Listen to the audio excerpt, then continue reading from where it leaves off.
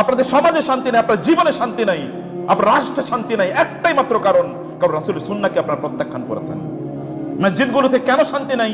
মসজিদে পর্যন্ত আপনার দেখেন সুখ নাই, যেখানে এসে আল্লাহর ইবাদত করবেন। কারণ কি? হচ্ছে আপনারা আল্লাহ রাসূলের সুন্নাহকে বাদ দিয়ে আপনার নিজেদের মতকে আপনারা প্রতিষ্ঠিত করেছেন, নিজেদের কথা অনুসারে আপনারা চলেন।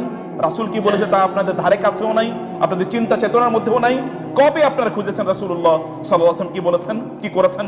আল্লাহর ভালোবাসা পেতে হলে রাসূলকে আনুগত্য করতে হবে, কোনো অপশন নাই, কোনো অপশন নাই। কিয়ামতের দিন আপনি আল্লাহর সামনে তো যেতে পারবেন না, আপনার ইবাদতগুলো আমলগুলোই তো সেই দিন দাড়ি পাল্লায় উঠানো হবে না।